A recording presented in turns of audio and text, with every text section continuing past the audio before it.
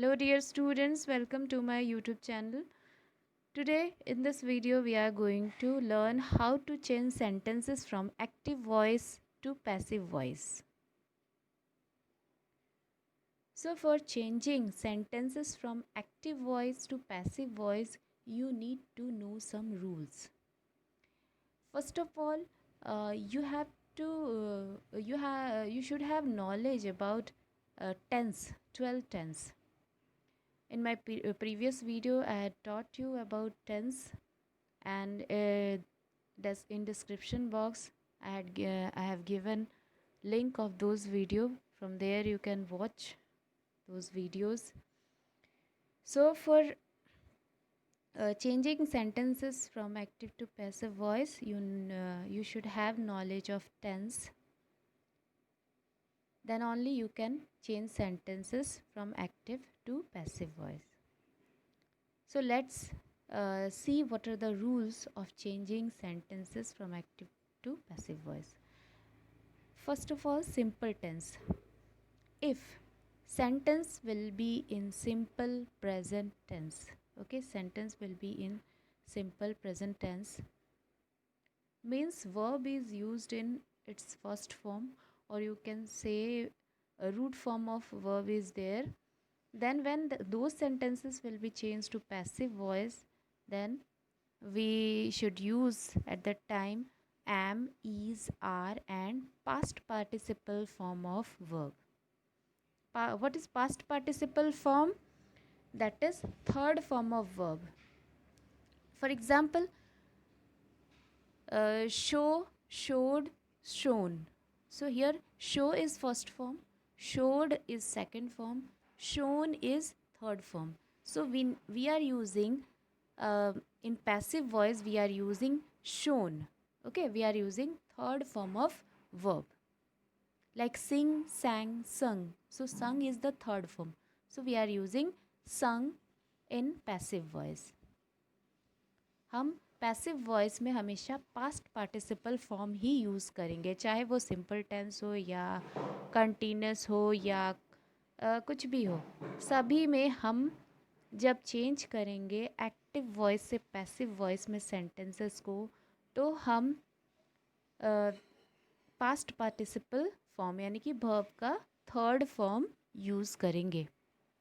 सो अगर simple present में, अगर सिंपल प्रेजेंट टेंस में अगर सेंटेंस है, तो आप जब चेंज करेंगे उसको पैसिव वॉइस में, तो आपको अगर सिंगुलर है तो उसके साथ ईज़ यूज़ करना है, प्लूरल है तो आर यूज़ करना है, और आई है तो उसके साथ एम यूज़ करना है, और फिर वर्ब का थर्ड फॉर्म लिखना है. अगर सिंपल पास्ट टेंस में सेंटेंस है तो वर्ब का सेकंड फॉर्म आपको एक्टिव वॉइस में मिलेगा.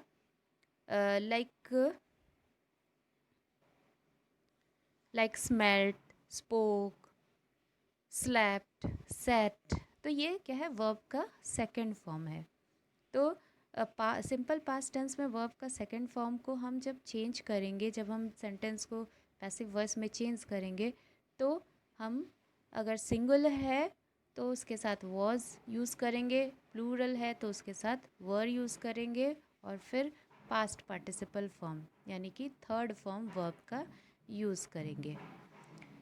अगर सिंपल फ्यूचर टेंस में सेंटेंस है तो हम हमारा क्या होता है, सिंपल फ्यूचर टेंस में एक्टिव वॉइस में शैल और विल यूज़ हुआ रहता है वर्ब के साथ. Like shall, help, will, help. तो जब हम उसको पैसिव वॉइस में चेंज करेंगे उस सेंटेंस को, तो हमको शैल बी या फिर विल बी लगाना है. Like shall be help, will be helped. Okay, क्योंकि हमको past participle form of verb use करना है. शैल बी और विल बी के साथ वर्ब चेंज हो जाएगा थर्ड फॉर्म में. यहाँ फ्यूचर टेंस में वर्ब फर्स्ट फॉर्म में रहता है. ठीक है, हेल्प ये लिखा रहेगा, शैल help, will help, HELP help. और जब उसको पैसिव वॉइस में जब हम चेंज करेंगे तो वो शैल बी हेल्प्ड हो जाएगा, HELPED हेल्प्ड हो जाएगा, विल बी हेल्प्ड हो जाएगा. अगर शैल राइट, विल राइट लिखा होगा तो shall be written हो जाएगा, will be written हो जाएगा पैसिव वॉइस में. If sentence is in present continuous tense, मतलब इज़, एम, आर और वर्ब आईएनजी फॉर्म में लगा हुआ है, तो जब हम पैसिव वॉइस में उसको चेंज करेंगे तो उसमें हम इज़, एम, आर के साथ बीइंग लगाएंगे और थर्ड फॉर्म वर्ब का यूज़ करेंगे. For example, is writing will change to is being written. ठीक है, यहाँ पे भी आपको थर्ड फॉर्म वर्ब का यूज़ करना है. जो वर्ब आईएनजी फॉर्म में था राइटिंग, वो रिटन हो जाएगा. वैसे ही पास्ट कंटिन्यूस टेंस में वॉज, वर और वर्ब आईएनजी फॉर्म में होता है, यानी कि वॉज राइटिंग, वर राइटिंग लिखा होता है.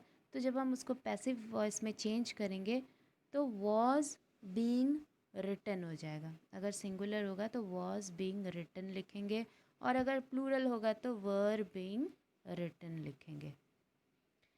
अगर फ्यूचर कंटिन्यूस टेंस में सेंटेंस होगा, यानी कि शेल बी राइटिंग लिखा होगा या विल बी राइटिंग लिखा होगा, तो वो चेंज नहीं होगा, उसका पैसिव वॉइस नहीं बनेगा, वो पैसिव वॉइस में चेंज नहीं होगा. नेक्स्ट है perfect tense. So present perfect tense में हम सिंगुलर के साथ हैज़ और प्लूरल के साथ हैव यूज़ करते हैं और वर्ब का थर्ड फॉर्म यूज़ करते हैं, यानी कि पास्ट पार्टिसिपल फॉर्म यूज़ करते हैं, लाइक रिटन, है ना. तो जब हम इसको एक्टिव वॉइस से पैसिव वॉइस में चेंज करेंगे तो हैज़ और हैव यूज़ होगा. हैज़ सिंगुलर के साथ, हैव प्लूरल के साथ और आई के साथ, लेकिन उसके साथ हम पैसिव वॉइस में बीन ऐड कर देंगे, BEEN. हम कंटिन्यूस टेंस में बीइंग यूज़ कर रहे थे, BEING, और यहाँ पे हम बीन यूज़ करेंगे और वर्ब का पास्ट पार्टिसिपल फॉर्म यानी कि थर्ड फॉर्म यूज़ करेंगे. तो अगर हैज़ रिटन जब चेंज होगा तो पैसिव वॉइस में तो उसे लिखा जाएगा has been written.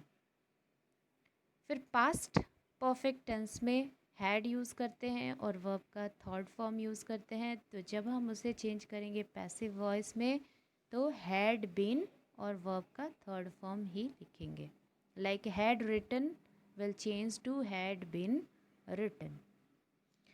Then in future perfect tense we are using shall, have and third form of verb, and will have and third form of verb. So when we will change it to passive voice, we will use shall have been and third form of verb, or will have been and third form of verb. Like will have written will change to will have been written. अगर sentence perfect continuous tense में होगा तो फिर वो active से passive में change नहीं हो पाएगा.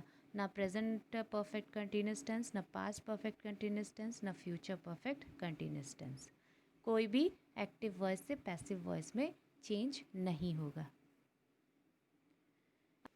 अब ये चार्ट भी बहुत इंपॉर्टेंट है, याद रखना. अगर प्रोनाउन एक्टिव वॉइस में आई यूज़ हुआ है तो पैसिव वॉइस में वो मी हो जाएगा. वी प्रोनाउन अस हो जाएगा, यू ही रहेगा. She will change to her, he changes to him, and they changes to them. So you need to remember this chart also. Now let's see how we will change sentences from active voice to passive voice. Active voice से passive voice में change करने के लिए sentence तभी change होगा जब sentence में subject, verb और ऑब्जेक्ट होगा, यानी कि ट्रांजिटिव वर्ब्स ही चेंज हो सकते हैं एक्टिव से पैसिव वॉइस में. इन ट्रांजिटिव्स को हम चेंज नहीं कर सकते. Like this example, you can see Renu plays tennis. So here Renu is subject, plays verb, and tennis is object. So when we will change it into passive voice, we will write object first, that is tennis. And this sentence is in simple present tense. So we will use, with tennis we will use is helping verb, and plays will change into third form of verb, that is played, and we will use by and then write the subject Renu. So sentence will be tennis is played by Renu. Let's see some more examples. My parents love me. जब हम इसको passive voice में change करेंगे तो मी will change to आई, जो मैंने पहले chart में बताया आपको. तो आई लिखेंगे और उसके बाद ये सिंपल प्रेजेंट में है सेंटेंस, इसीलिए हम एम यूज़ करेंगे. आई के साथ एम यूज़ होता है. आई एम लव्ड, लव का third form loved by my parents. He rights poems. So we will use object first. So poems, और ये poems plural है इसीलिए are, writes का थर्ड फॉर्म होगा written by him. Do you need money? तो do किस में use होता है? प्रेजेंट में होता है यूज़, इसीलिए हम यहाँ पे is यूज़ करेंगे. is money needed by you? He read a book. This sentence is in past tense. He simple past. He read a book. तो जब past को हम change करेंगे passive voice में तो हम was use करेंगे. So we will write a book was read by him. Read का थर्ड फॉर्म होता है read. Read, read, read.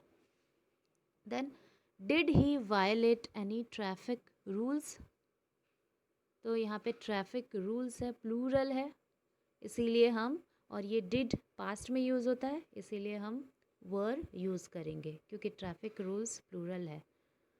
तो were any traffic rules violated bye him. Next, he will read a book. तो ये simple future में है ये sentence, तो ये जब चेंज होगा तो विल बी यूज़ होगा. तो ऑब्जेक्ट को पहले लिखेंगे, अ book will be red by him. somebody is knocking at the door. This sentence is in present continuous tense. So when it will change to passive voice, it will be written as the door is being knocked at. by somebody लिखना ज़रूरी नहीं है. Next example, she is not heeding his instruction. This sentence is in negative form. So when it will be changed, instruction is plural. So here it will be written as his instructions are. Plural है instruction, इसलिए are use हुआ है. यहाँ पे door singular है इसीलिए is use हुआ है. तो instructions are not being, और आर के बाद हेल्पिंग वर्ब के बाद हम नॉट लगाएंगे और तब बीइंग लिखेंगे. Hitted by her. Next, why are they bothering me. So अब देखो me will change to I और क्वेश्चन है इसीलिए हम इसको ऐसा लिखेंगे, व्हाई एम आई. आई के साथ एम लगता है इसीलिए why am I being bothered. Next example, he was reading a book. Past continuous tense में ये सेंटेंस है. So when it will be change to passive voice it will be written as a book was being read by him. Next, why was the police checking all the cars. Cars plural है so we will use were with cars. So why were all the cars being checked. Question है इसीलिए हम word को पहले लिखे हैं. We have won the match. तो इसको ऐसा लिखा है, the match has been won by us. ये परफेक्ट टेंस में सेंटेंस है. We have won the match perfect tense है. सो जब हम उसका लिखेंगे, चेंज करेंगे पैसिव वॉइस पे परफेक्ट टेंस को, तो हम बीन यूज़ करते, BEEN. तो the match has, the match singular है इसीलिए हम हैज़ लगाए हैं. वी प्लूरल है इसके साथ हैव लगा था, लेकिन मैच सिंगुलर है इसीलिए हैज़ लिखेंगे. So the match has been won by us. We had finished the work, ये पास्ट परफेक्ट टेंस में है सेंटेंस। तो जब हम इसको चेंज करेंगे तो ये लिखेंगे the work had been, had के साथ हम बीन लगाएंगे और फिर वर्ब का थर्ड फॉर्म लिखेंगे। तो the work had been finished by us. Next, had they already repaired the roads, जब इसे चेंज करेंगे तो हैड द रोड्स, ऑब्जेक्ट पहले आ जाएगा, had the roads been already repaired. Next, he will have read a book, ये sentence future perfect tense में है, he will have read a book. तो जब इसे चेंज करेंगे तो first we will write a book will have been read by him.